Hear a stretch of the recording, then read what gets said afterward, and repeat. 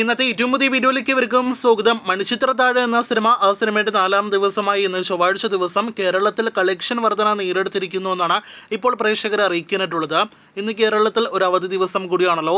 ഇപ്പോഴത്തെ ആ അവധി ദിവസം മണിച്ചിത്രത്താഴ് എന്ന സിനിമ കഴിഞ്ഞ ദിവസത്തെ അപേക്ഷിച്ച് വൻ കളക്ഷൻ വർധന നേടിയെടുത്തിരിക്കുകയാണ്.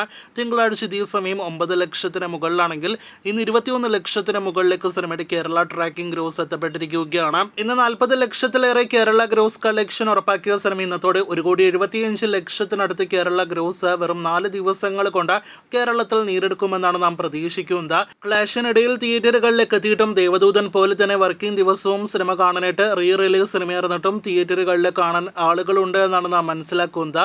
ലാലേട്ടൻ, ശോഭന, സുരേഷ് ഗോപി തുടങ്ങിയവർ അഭിനയിച്ച മണിച്ചിത്രത്താഴിന്റെ ആകെ ഇന്ത്യൻ ഗ്രോസ് ഇന്നത്തോടെ 2 കോടി കടക്കുമെന്നാണ് പ്രതീക്ഷിക്കുന്നത്.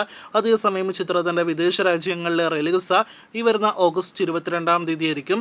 വിദേശ രാജ്യങ്ങളിലെ റിലീസിനെത്തുന്നതോടെ കൂടുതൽ മികച്ച കളക്ഷനും പ്രതീക്ഷിക്കുന്നു. സ്ഫടികം ദേവദൂതൻ ലെവലിലേക്ക് സിനിമയുടെ റിലീസ് കളക്ഷൻ ഫൈനലായിട്ട് എത്തപ്പെടുമോ എന്ന കാര്യത്തിൽ വ്യക്തതയില്ല. എങ്കിൽ പോലും മികച്ചൊരു കളക്ഷനിലേക്ക് സിനിമ ഇതിനോടകം തന്നെ അടുത്തുകൊണ്ടിരിക്കുന്നു.